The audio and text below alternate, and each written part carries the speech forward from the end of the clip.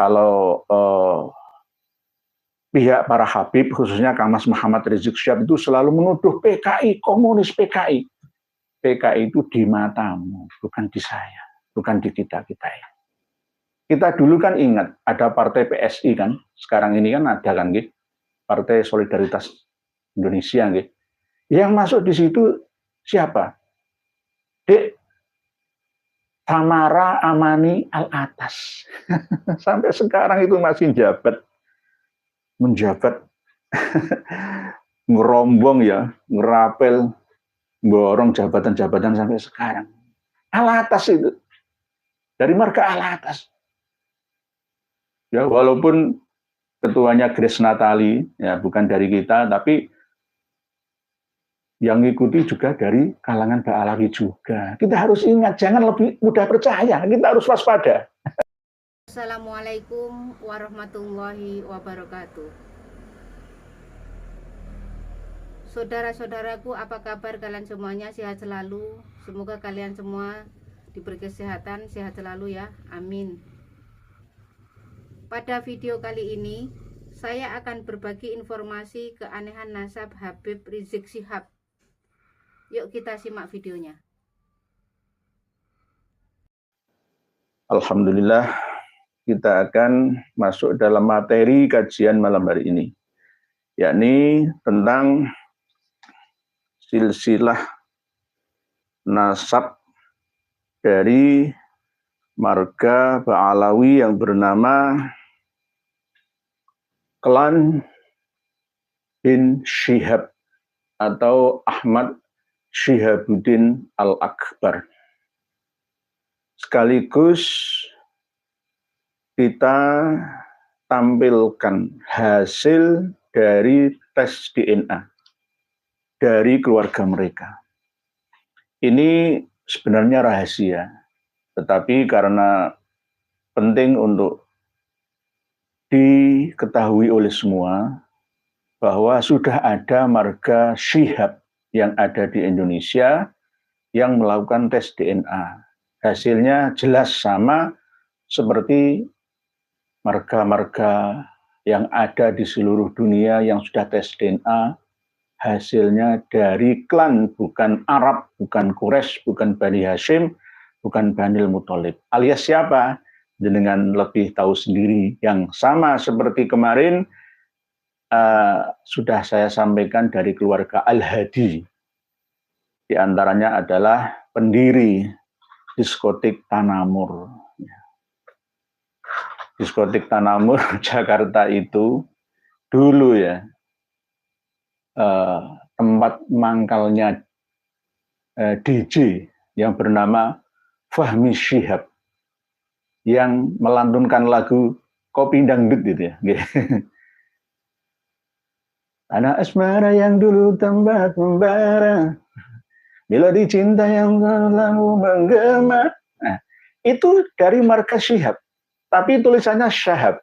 Nanti tolong admin ya, kalau bisa dirubah saja sesuai dengan ejaan bahasa Indonesia terkini. Menggunakan huruf SY sebenarnya harusnya ya.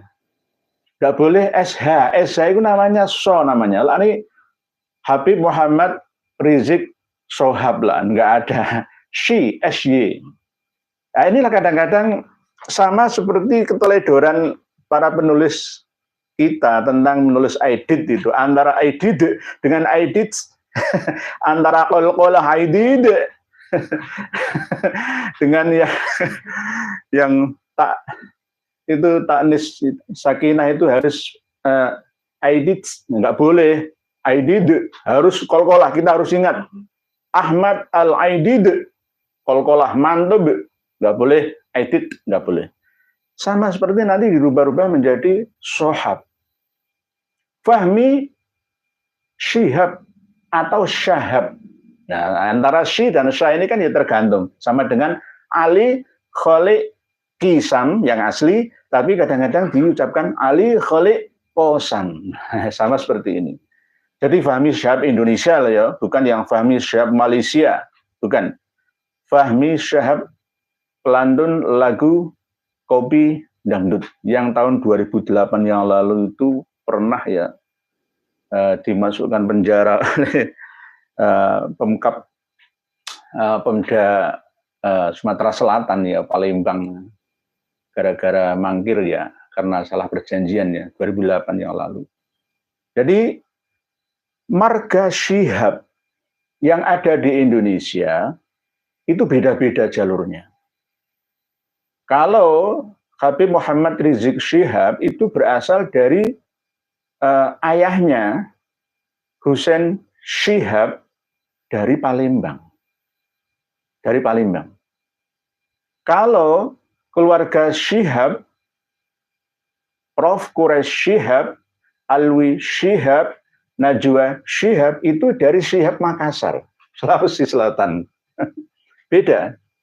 Lah Ustadz kok tahu lah, ya saya punya bukunya semua. Oleh sebab itu nanti akan kami tampilkan kitab Khidmatul Ashirah.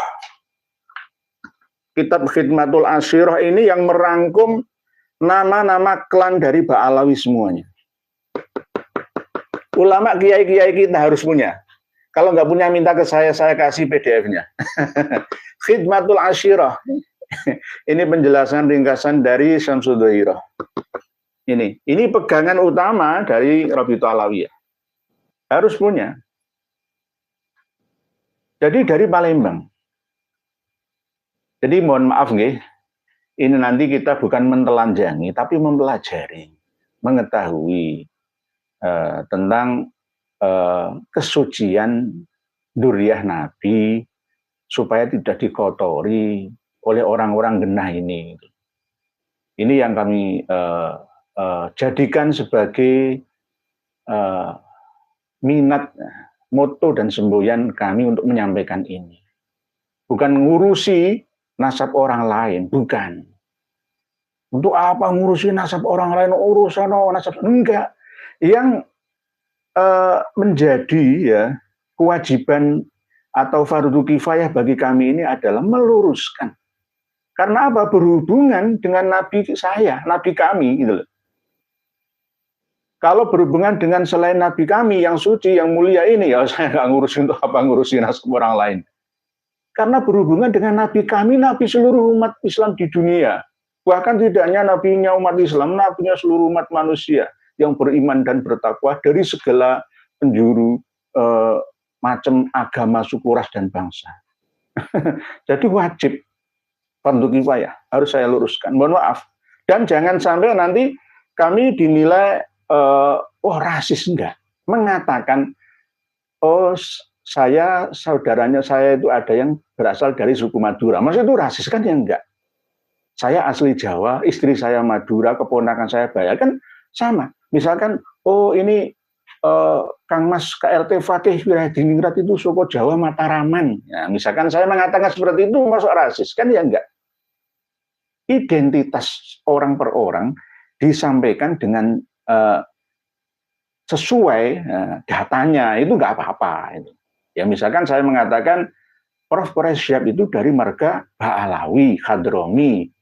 Dulunya adalah leluhurnya itu berasal dari Makassar, hijrahan dari ya Palembang, ya Sulawesi, dari Aceh, ya Malaka, ya dari Hadramaut sana. Kan masa ini termasuk bagian daripada rasis kan ya tidak.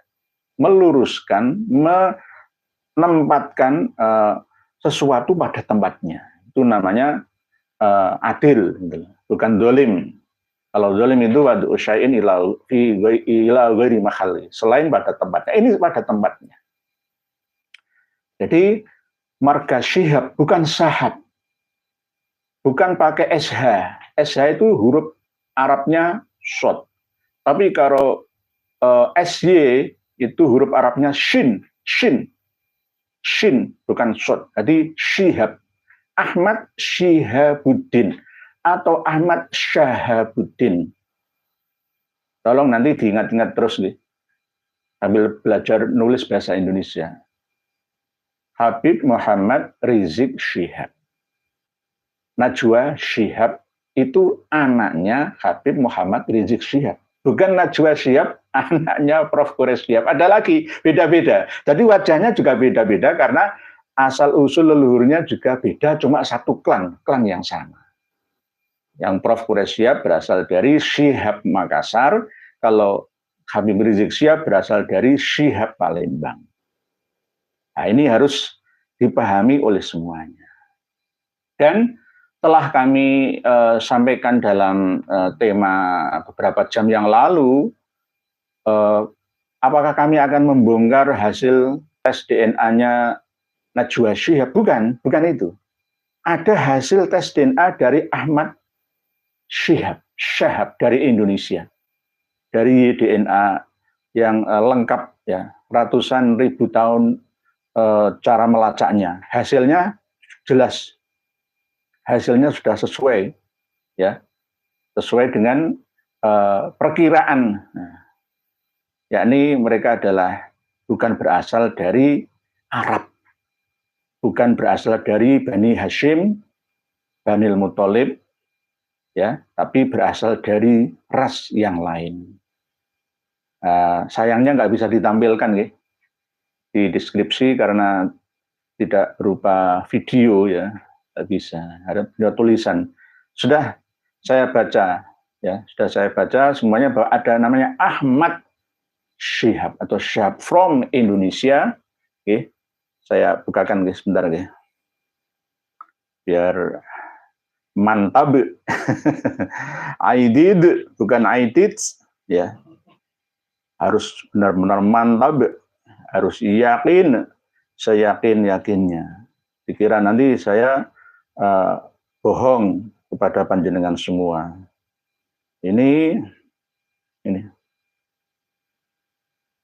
Ini pernah di setting, tidak bisa diakses oleh orang lain, oleh beliau dari Rabitatul Alawiyah ya, dan saya bisa membukanya. Ini dari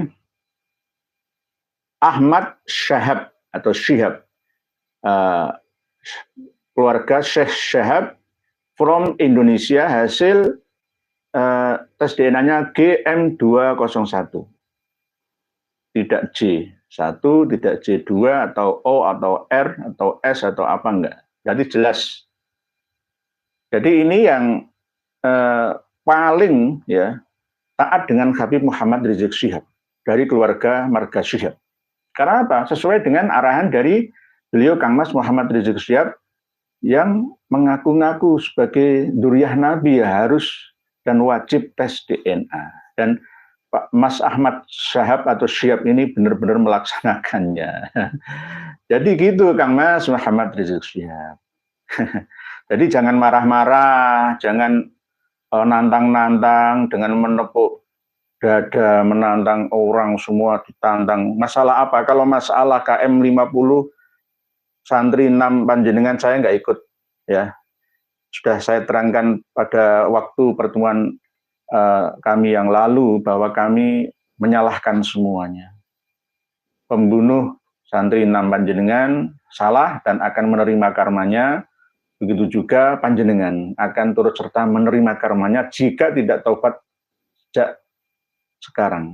Karena nanti panjenengan akan mengulang kembali korban yang lain dengan lisan yang tidak dikontrol, ya, mengkompori orang-orang. Seperti apa yang dilakukan oleh Habib Ahmad Al-Aidid bin Habib Abdullah Al-Aidid Bangka Belitung, dari Habib Ismail ya Al-Aidid juga. Jadi ini yang harus panjenengan ingat bersama. Nanti kalau jenengan tidak merenung ya, memperbaiki diri, akan saya bongkar semua. Bahwa bin Shihab atau Syihabuddin, Alus Shihab, semua yang ada di Indonesia ini adalah bukan dzurriyyah Nabi kita Muhammad SAW. Mohon maaf. Sekarang kita akan membuktikannya. Para pemirsa dan pendengar sekalian bisa membuka nanti di Google searching untuk mencari silsilah nasab Habib Muhammad Rizik Shihab. Ini sudah beredar di mana-mana. Jangan salahkan saya. Mari kita koreksi bersama. Kita koreksi, beliau Habib Muhammad Rizik Shihab ini adalah dzurriyyah Nabi yang ke-38. Ini tidak masuk akal.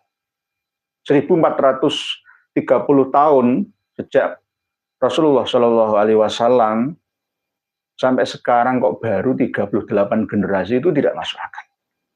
Oke lah kalau memang dimasukkan akal ya, tapi tetap dipaksakan, terpaksa. Tapi jika masuk dalam ranah ilmiah, ini tidak bisa dikategorikan sebagai kajian ilmiah, tapi hanya berdasarkan prasangka atau zon saja. Ketika Sayyidah Fatimah wafat tahun 11 Hijriah, ya, umurnya cuma 28 tahun. Sayyidah Fatimah Az-Zahra itu diperistri oleh Sayyidina Ali karamallahu wajhah, wafat tahun 40 Hijriah, umur 62 tahun. Melahirkan anak yang bernama Husain. Husain ini lahir pada 4 Hijriah tahunnya, wafatnya tahun 64 Hijriah, umurnya cuma 64 tahun. Ali Zainal Abidin, terus sampai Muhammad Al-Baqir, ini generasi yang keempat, kalau dari Rasulullah generasi yang kelima. Itu masih normal. Dalam satu abad, ada 5 generasi. Anak, cucu,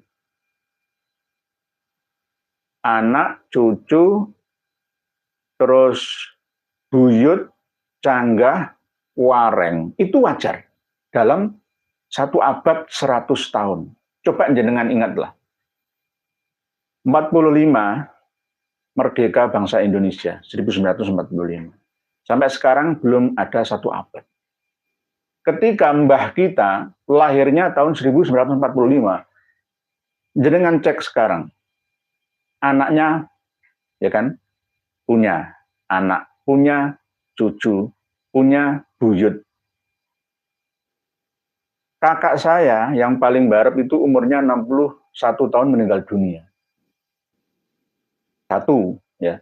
Kakak saya sudah memiliki anak, ya, umur 40 tahun. 40 tahun. 2. Anaknya kakak saya memiliki anak sendiri yang berumur 14 tahun. 3 generasi kan. Ditambah kakak saya berarti 4. Ditambah bapak saya berarti 5. Dalam jangka waktu 100 tahun ini menurunkan 5 generasi. Ini sesuai dengan hitungan dari Fatimah, Husain, Ali Zainal Abidin, Muhammad Al-Baqir. Normal. Karena Muhammad Al-Baqir lahir tahun 59 Hijriah, wafat tahun 114 Hijriah. Umurnya cuma 55 tahun. Orang-orang zaman dulu itu umurnya tidak terlalu panjang. Karena peperangan. Dulu itu orang harus saling menundukkan satu sama lain. Siapa yang kuat akan menerkam yang lemah. Hukum rimba. Terus sampai ke Ja'far Shadiq, Ali Al-Uraidi, Muhammad An-Naqib, Isa Ar-Rumi, Ahmad Al-Muhajir, ini mulai ada keteledoran. Entah itu sengaja dari Rabithah Alawiyah atau dari pihak Habib Muhammad Rizik Syihab sendiri. Yakni ketika sampai pada Imam Ahmad Al-Muhajir, itu lahirnya tahun 260 Hijriah, disebutkan di silsilah nasabnya Habib Muhammad Rizik Syihab. 260 Hijriah itu tidak sesuai dengan sejarah dan kitab nasab yang ada. Karena masih simpang siur kebenarannya. Ada yang mengatakan 241 Hijriah lahirnya Imam Ahmad Al-Abah An-Nafat, atau yang terkenal menurut mereka kaum Ba'alawi itu dengan nama Ahmad Al-Muhajir. 241 Hijriah lahirnya. Ada sebagian yang mengatakan 260 Hijriah. Ada lagi dalam kitab Al-Imamul Muhajir itu 273 Hijriah. Di dalam kitab Al-Imam Al-Muhajir yang dikarang oleh Muhammad bin Abdullah bin Nuh, ya, itu 273, tapi lebih condong ke 260-an. Ada yang mengatakan lagi 279 Hijriah. Menurut cerita dari kalangan internal Syiah yang ada di Irak itu bahkan justru 210-an Hijriah. Jadi ada 5-6 versi tahun lahirnya Imam Ahmad Al-Aba An-Nafat atau yang terkenal dengan nama Al-Muhajir itu. Mana yang benar? Mana yang benar? Padahal di tahun 235 Hijriah, Imam Ahmad itu pernah berjumpa dengan imam yang ke-10 dari Imamiyah Itsna Asyriyah, Syiah Imamiyah Itsna Asyriyah, yakni yang bernama Imam Ali Al-Hadi di desa Surya, Madinah. Itu tahun 235 Hijriah. Berarti umurnya sudah antara 25-an tahun. Berarti lahirnya ya antara 210 Hijriah. Lah, berarti Imam Ahmad yang ada di dalam At-Tusi, ya, versi Syi'i Imami itu tidak sama seperti Imam Ahmad versi Sunni Syafi'i yang diakui oleh Ba'alawi. Nah, di sini disebutkan 260. Wafatnya kompak 345 Hijriah, umurnya 83 tahun. Oke.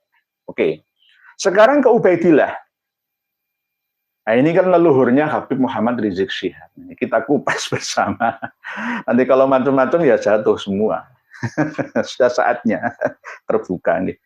Ubaidillah di sini disebutkan lahir tahun 320 Hijriah. Jelas tidak masuk akal. Tertolak secara ilmiah. Kenapa tertolak? Menurut sejarah bahwa Ubaidillah bersama dengan anaknya yang bernama Ismail yang lahir di Basrah, Irak, itu turut serta hijrah dari Basrah ke Husayyisah lewat Makkah wal Madinah, lewat Madinah sampai ke Mekah. Lah, 317 itu hijrahnya. Kok di sini lahirnya 320 berarti umur 3 tahun. Umur 3 tahun kok punya anak Ismail atau Basri itu bagaimana? Coba dipikir bersama. Nggak masuk. Nggak ilmiah. Nah, ini terkenal dengan ilmu otak-atik gathok-mathok. Nggak ada standarnya. Katanya surah wal istifadhah. Imam Al-Bari Al-Wasi Sahibul Fadilah wal Karamah terkenal di mana-mana. Mana buktinya? Nggak ada. Imam Ubaidillah lahir kok 320 itu bagaimana? Berarti ikut hijrah ayahnya Imam Ahmad Al-Aba umur 3 tahun. Lah umur 3 tahun punya anak yang bernama Ismail masuk apa enggak? Enggak masuk. Enggak masuk. Kalau hijrahnya Imam Ubaidillah umur 23 tahun itu masuk. Berarti bukan 320 Hijriah. Ada yang mengatakan lahirnya Imam Ubaidillah itu 295 Hijriah. Jadi ini nggak masuk, ya, nggak masuk, gagal. Yang pertama corek, yang kedua corek gagal di generasi yang ke-9 dan 10. Sekarang ke generasi yang ke-11. Ubaidillah memiliki anak yang bernama Alwi. Lah Alwi ini lahirnya tahun 350-an, wafatnya 400-an. Ini nggak jelas juga. Saya belum menemukan. Walam akif ala tarihi wafatihi itu menurut Abu Bakar Asyili Al-Masyura'ur Rawi abad 11 Hijriah.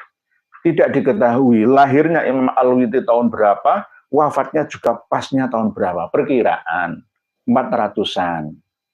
Disamakan seperti kedua saudaranya Basri dan Jadid. Nah, ini juga perkiraan otak-atik gathok-mathok. Berikutnya ke generasi yang ke-12 dari leluhurnya Habib Muhammad Rizik Syihab, Imam Alwi memiliki anak yang bernama Muhammad. Nah, Muhammad ini lahirnya tahun 390 Hijriah, wafatnya 446 Hijriah, masih masuk. Masih masuk. Pantas masih. Ketika Muhammad memiliki anak yang bernama Alwi, lahir 450 Hijriah, wafat 512 Hijriah. Alwi memiliki anak yang bernama Ali Kholi Kisam, yang terkenal dengan ketika tahiyat, ya, membaca sholawat assalamualaikum ayuhan nabi wa rahmatullahi wabarakatuh, itu dijawab langsung oleh Rasulullah, waalaikumsalam ya Syekh Ali Ba'alawi. Ali Kholi Kisam ini di sini disebutkan lahirnya 470, terus wafatnya 529. Ini jelas juga tidak masuk akal. Umurnya cuma 50 tahun, nggak masuk akal, nggak ilmiah. Kita coba cocokkan dengan kitab Ar-Raudhul Jali saja. Ali Kholiq Hisam itu wafatnya tahun 507 kalau di sini. Ada 527, ada 507, ada 529, ada wafatnya 729. Mana yang benar? Nah, inilah yang namanya otak-atik gatuk matuk. Ar-Raudhul Jali coba jalan lihat. Halaman 128. Wafatnya itu 507. Jelas nggak masuk. Yang asli sesuai dengan Tabaqatul Khawas, Abdul Latif As-Sirji Az-Zabidi itu 729 Hijriah wafatnya Imam Ali Kholiq Hisam. Ini di otak-atik lagi wafatnya 529 Hijriah, tidak sesuai dengan Ar-Raudhul Jali yang 507 Hijriah. Nah ini, terus ketika Imam Ali Kholiq Hisam memiliki anak yang bernama Muhammad Shahib Mirbad, ya, ini lahirnya 500 Hijriah, wafatnya 590. Diperkirakan genep-genep semua, umurnya 50, 60, 55, 56, 55 gitu, nggak ada yang ganjil. Terus ini yang paling tidak masuk akal. Pada generasi yang ke-16 dari leluhurnya Habib Muhammad Rizik Syihab itu sampai ke Ali yang menjadi ayahnya Muhammad Al-Faqihil Muqaddam. Ali yang terkenal dengan nama Walidul Faqih itu lahirnya tahun 630, terus wafatnya tahun 690. Padahal bapaknya Ali ini wafatnya tahun 550. Orang yang sudah meninggal dunia lama, hampir 80 tahun, kok masih memiliki anak? Ayo, masih memiliki anak yang bernama Ali Walidul Faqih. Jenengan nanti koreksi sendiri, ya. Muhammad Shahib Mirbad itu lahirnya 500 Hijriah, wafatnya 550 Hijriah. Umurnya 50 tahun. Lah, 550 itu sudah wafat, tetapi memiliki anak yang bernama Ali yang terkenal dengan ayahnya Muhammad Faqihil Muqaddam, lahirnya 630. Itu piye? 630 itu Muhammad Shahib Mirbad sudah meninggal dunia, perkiraan ya 60 tahun, 80 tahun, ya. 550 tambah 80 tahun. Sudah meninggal 80 tahun itu masih memiliki anak yang bernama Ali Walidul Faqih. Gitu. Lalu ini yang paling membagongkan lagi. Ali Walidul Faqih memiliki anak yang bernama Muhammad Al-Faqihil Muqaddam yang terkenal. Muhammad bin Ali Ba'alawi, ya, tokoh sufi, ya, yang mengalahkan Syekh Abdul Qadir Al-Jailani katanya menurut mereka, ya. Itu lahirnya tahun 574 Hijriah, wafatnya 653 Hijriah. Masuk? Nggak masuk. Antara lahirnya ayahnya itu duluan anaknya. Ayahnya itu lahirnya 630, anaknya lahirnya 574. Itu piye to ki? Jelas nggak masuk akal. Cocokkan semualah. Buka sendiri daripada nanti saya dikira ngarang-ngarang dewe. Jadi nggak masuk sudah. Ini jika sampai saya telusuri semua ke Habib Muhammad Rizik Syihab itu jelas ini corek semua, gagal. Gagal menjadi Dzurriyyah Nabi berdasarkan silsilah nasab ini. Tidak ilmiah, tidak masuk akal, tidak masuk akal. Nah, tolong dibenahi lagi kalau toh mau diakui secara ilmiah, ya. Tolong dibenahi lagi. Jelas salah, ya. Salah. Siapa yang menyalahkan? Ya standar. Orang wong wis mati puluhan tahun kok masih memiliki anak. Itu bagaimana? Ya itu.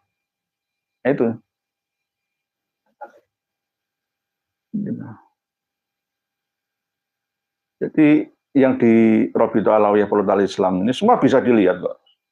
Semua bisa melihat. Nggak ada yang ditutup-tutupi lagi. Jelas. Nah ini cuma tahunnya itu nggak sinkron lah, sudahlah.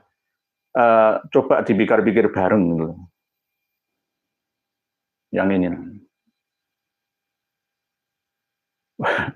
Wong ayahnya itu lahirnya lebih duluan anaknya, ono ta Mas ono.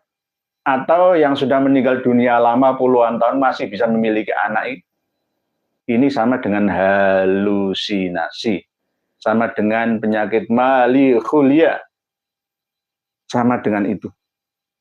Jadi mohon maaf, tidak ada kejahatan yang sempurna. Walaupun sudah berjalan lama, diyakini surah wal istiwadoh oleh banyak orang, tetap akan ada kelemahannya. Karena apa? Akan terjatuh dengan sendirinya. Karena kesalahannya sendiri, menggali lubang yang akan dimasukinya. Saudara-saudariku semuanya, para pemirsa dan pendengar sekalian, ini saya sertakan kitab Khidmatul Asyirah. Kitab Khidmatul Asyirah ini dikarang oleh Al-Ustadz Al-Jalil As-Sayyid Ahmad bin Abdullah As-Segaf Al-Alawi. Tahun 1964, sebelum meletusnya G30 SPKI. Dikarangnya di Jakarta, Indonesia. Oleh Robito Alawiyah. Tahun Hijriahnya 1384. Sesuai dengan tanggal 11 Juli 1964. Di sini disebutkan ada Qabail atau Qabilah. Klan-klan dari Pak Alawi itu sejumlah 346 nama klannya. 346. Ini. 346. Ini bisa mengalahkan suku-suku bangsa yang ada di seluruh Indonesia. Toh di dalam catatan di spenduk sensus yang ada di Indonesia itu ada 300 lebih suku dan bangsa, tapi ada subnya itu lebih dari 1.300-an. Tapi kalau disuruh menyebutkan 300 klan atau qabilah atau suku, kita tidak akan bisa menemukan. Paling yang perkiraan-perkiraan pecahan-pecahannya saja. Misalkan kita hanya bisa menyebutkan 20 lah ya, kalau di Indonesia misalkan suku Jawa, Sunda, Madura, Bugis, Melayu, Batak misalkan, terus suku nggak ada Rohingya loh ya, Dayak misalkan, Dayak pun ada sub-sub bagian-bagian tertentu, paling jenengan bisa nyebut paling 100-an lah ya, 100-an. Lah ini ada 346. 346 qabilah dari Pak Alawi ini seandainya datang semua ke Indonesia, hancur sudah kita. Mohon maaf, hancur sudah kita. Apalagi sudah ada kota Situbondo, kota Tarim. Belum sohib-sohib yang lain. Ya. Ini untuk kehati-hatian kita. 346. Kemarin yang disebutkan oleh Habib Muhammad Rizik Syihab kan cuma 75 tambah 15, cuma berapa? Jadi tidak ada sahab loh ya, Syihab yang ada itu. Dari mulai yang pertama, nah ini, Alu Azmat Khan. Nah, inilah yang saya itu kadang-kadang dengan Kang Mas, Kiai Ali Badri itu kadang-kadang masih beliau itu gandoli. Mbok yo jangan di tengah saja, Kang Wasid ya wasid tapi yang adil. Azmat Khan itu Abdul Malik itu hanya perkiraan saja. Lalu Ali Maknun, Alu Abu Bakar Al-Fakhr, Husain Al-Qoroh, Auhaj Al-Baiti, ya, semua dibatalkan oleh beberapa jam yang lalu. Syekh Samsudin Syarafuddin melalui akun resminya menyusul lagi, saya dikirimi. Jadi Mufti Diyar Al-Yamaniyah Syekh Samsudin Syarafuddin beberapa jam yang lalu ngirimi bahwa sudah dibatalkan lagi beberapa kabilah dari Pak Alawi. Pak Hasan Al-Hudaili, Pak Fauk, Pak Farwash, Al-Walaj, Basuroh, Ali Lala, Ali Kuku. Banyak sekali, ada Al-Jazirah juga. Al-Mahjub, Al-Haddad, Hamdun, Basakota, Musarrofa, Tawil, Bafaroj, Al-Hasim, Khadijah, Ahmar Al-Haikon, ada 346, enggak saya sebutkan satu persatu. lama nanti. Al-Aidrus, semua Ali Muhammad, ya, Alwi bin Muhammad, termasuk yang paling penting khusus tentang keluarga dari Kang Mas Muhammad Rizik Syihab itu ada di halaman Abdurrahman, sebentar, ya. Keluarga Syihabuddin. Syihabuddin itu ada dua. Syihabuddin Al-Akbar memiliki cucu, itu Syihabuddin Al-Asghar, cucunya. Jadi marganya pun pecah dari tiga. Jadi ada Zain bin Aidrus bin Syihab, macam-macam.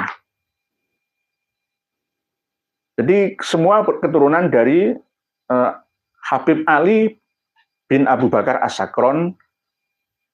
Habib Ali memiliki anak yang bernama Abdurrahman. Abdurrahman memiliki anak yang bernama Ahmad Syihabuddin itu. Jadi kalau saya runut ya dari bawah, Ahmad Syihabuddin, marga yang pertama kali Syihab itu, Syahab atau Syihab itu. Ahmad Syahab atau Syihabuddin Al-Akbar, ayahnya Abdurrahman bin Ali bin Abu Bakar As-Sakron bin Abdurrahman As-Sakof bin Muhammad Maulad Dawilah bin Ali Sohibud Darob bin Alwi Al-Ghuyur bin Muhammad Al-Faqihil Muqaddam bin Ali yang tadi Selenco ya, tahun lahirnya itu, Ali bin Ali Kholi Kisam bin Alwi bin Muhammad bin Alwiya Awal bin Ubaidillah bin Ahmad bin Isa bin Muhammad An-Naqib bin Ali Al-Uraidi bin Ja'far Shodiq bin Muhammad Al-Bakir bin Ali Zainal Abidin bin Husain bin Ali bin Fatimah bin Ali bin Abi Thalib wa bin Fatimah Az-Zahra binti Rasulullah Shallallahu Alaihi Wasallam. Nah ini Auladu Abdurrahman bin Ali As-Sakron, yakni Syihabuddin bin Abdurrahman bin Ali bin Abu Bakar As-Sakron. Ini Ali Syihab. Ali Syihab. Jadi antara Ali Syihab dengan Ali Al-Hadi itu sama. Ali Al-Hadi.